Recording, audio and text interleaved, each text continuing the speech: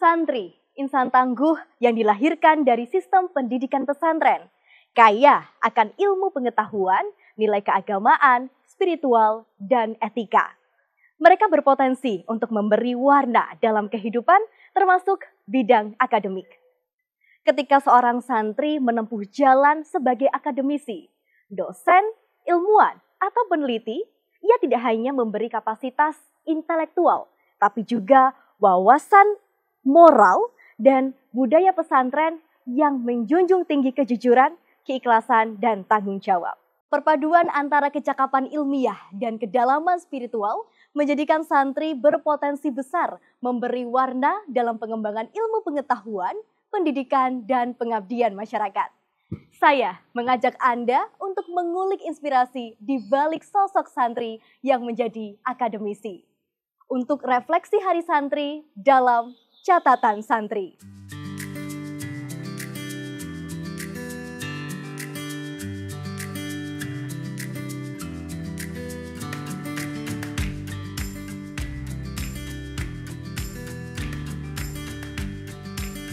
Assalamualaikum Profesor Suparto Wijoyo, Prof Jojo. Waalaikumsalam warahmatullahi wabarakatuh. Ananda Vivi. Kabar sehat, Prof? Alhamdulillah, bahagia. Barakallah, bahagialah bersama Radio Suara Muslim. Masya Allah. Terima kasih, saya mewakili tim. Sudah dibolehkan sowan lagi di momen yang berbeda. Kali ini momen Hari Santri, ya, Prof. Iya, Hari Santri, Alhamdulillah. Dan tema Hari Santri tahun ini kan menarik sekali, Prof. Mengawal Indonesia merdeka menuju peradaban dunia. Nah, ngomongin tentang nilai-nilai kepesantrenan nih, Prof. Kan banyak banget ya, Prof, yang diajarkan. Ada kedisiplinan, tawadu, ada keikhlasan, dan sebagainya. Nah, bagaimana, Prof, nilai-nilai itu akhirnya membentuk karakter Prof Jojo yang sekarang ini, yang berperan sebagai hamba Allah, dan juga akhirnya aktif di dalam bidang akademik, Profesor. Jadi Alhamdulillah, Nanda Vivi, selamat datang di kediaman kami, insya Allah baiti jannati. Masya Allah, amin. Kan gitu, amin. Ini nah, dalam suasana Hari Santri, Alhamdulillah, Suara Muslim punya program tersendiri dan mengangkat urusan santri yang harus ikhlas. Santri itu ikhlas kok. Kita ikhlas, kita punya peradaban, ketawaduan. Untuk itu Bapak ini karena sejak kecilnya dididik untuk selalu taat dan patuh, sami'na wa ata'na, bukan sami'na wa asoina. Kan banyak orang itu, aku dengar engkau ya Musa, kata umat Nabi Musa saat itu, tapi aku gak ngurus. Nah, itu namanya sami'na wa asoina. Sementara umat Kanjeng Nabi yang diajarkan oleh para alim, para ulama, para masyayikh, para kiai-kiai saya itu sami'na wa ta'na. Untuk itu santri itu mendengarkan dan menaati sebagai bentuk adabnya. Untuk itu beradab, adab kan gitu. Hari ini untuk itu menuju peradaban dunia itu menandakan gini, think globally, act locally. Jadi relevan toh ini bahwa perbuatan kita itu berpikirnya selalu global, tetapi bertindaknya lokal. Nyambut teman-teman. Tadi disambut Bapak gimana sama Ibu itu ya kan? Luar biasa. Matur nuwun sangat, Prof. Alhamdulillah, gitu. Tapi Prof, yang kita tahu ya, Prof, di akademik kan tantangannya banyak. Dan memang kalau akademik ini syaratnya rasional begitu ya, objektif, ilmiah. Nah, ini bagaimana, Prof, dalam jiwa santri ini yang ada dalam diri Prof menyeimbangkan nilai-nilai kepesantrenan itu dan juga keilmuan yang modern. Ya, memang dalam konteks akademik dan dunia santri hari ini memiliki relevansi yang bagus. Masya Allah. Ananda ya, kenapa begitu? Dulu saya kira pelajaran di pesantren itu kan selalu merujuk. Untuk itu ada asbabul wurud, toh? Asbabul wurud. Oh, ini diriwayatkan siapa, dan itu menunjukkan ada validasi. Untuk itu, oh Rasulullah pernah begini. Siapa yang meriwayatkan? Oh, ini ada dari imam ini kan begitu sampai pada Rasulullah. Misalnya kalau kami dari Mbah Hasyim Asy'ari itu sampai begini, sampai ini, sampailah ke Rasulullah. Nah, di akademik ternyata juga sama. Coba yang kuliah di S1, S2, S3, ada pelajaran mulai mensitasi. Kalau ngetik skripsi ada footnote-nya. Iya toh? Pendapatnya sopo ki ono footnote-nya. Tesis juga gitu, disertasi juga begitu, sistem sitasi. Saya menjadi sadar gini, ternyata di pesantren lebih maju kayaknya. Insya Allah.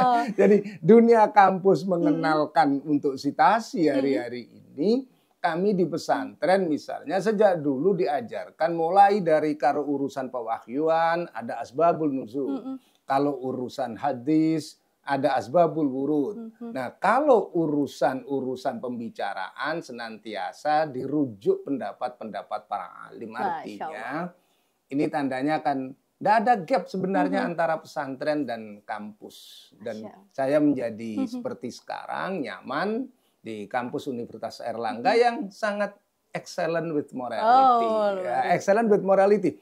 Kecerdasannya, kepintarannya, kebrilianannya tetap dilandasi moralitas. Untuk itu kalau punya pendapat, kalau tidak pendapatnya sendiri harus merujuk pada pendapat yang lain, dan itu sistem sitasi dan di kami juga sistem-sistem periwayatan yang jelas. Jadi alhamdulillah tidak ada gap itu ya. Baik, berarti dimanapun kita ya Profesor ya, yang berlatar belakang santri sebenarnya kita bisa berkontribusi loh di berbagai bidang yang ada di dunia ini gitu nggih, termasuk salah satunya adalah akademisi. Prof boleh nggak sih Prof sambil lihat-lihat gitu ya kita ke ruangan-ruangan yang lain nih Prof? Alhamdulillah. Mumpung soal di sini. Iya. Tiada sudut tanpa buku. Oke, boleh. Kita keliling-keliling boleh ya Prof? Ayo, gitu ya. Masya Allah.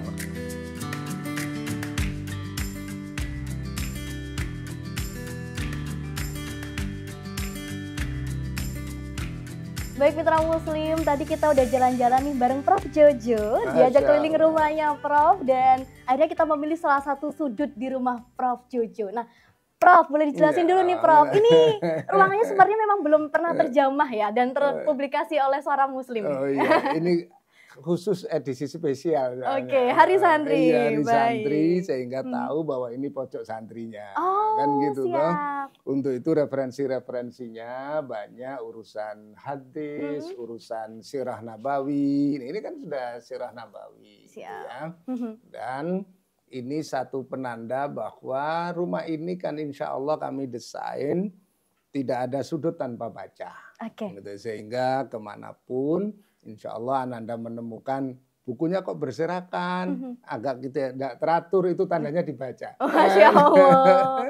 Jangan dibiarkan rapi dan berdebu ya Prof ya. Iya, begitu. Jadi alhamdulillah gitu ya. Prof ngomongin tentang pengalaman hidup di pesantren. Ini gimana sih Prof bisa membentuk cara pandang Prof Parto? Karena kita tahu sendiri. Di Indonesia ini biasanya banyak sekali perbedaan pandangan, ada aliran pemikiran begitu ya. Nah, bagaimana akhirnya dari pengalamannya Prof gitu ya, apalagi punya amanah sebagai wakil PBNU Jatim. Nah, ini menghadapi perbedaan pandangan seperti ini bagaimana Prof? Gini, dunia pesantren itu memiliki kekhasan. Mulai kekhasan sejarahnya ada sebelum Negara Kesatuan Republik Indonesia ada. Maka dia tumbuh sebagai kreasi budaya dan keagamaan para alim, para ulama, para masyayikh. Sebenarnya begitu. Untuk itu di pesantren banyak urusan santri. Itu sebenarnya banyak urusan apa yang didawuhkan, yang diperintahkan, yang diajarkan oleh para alim.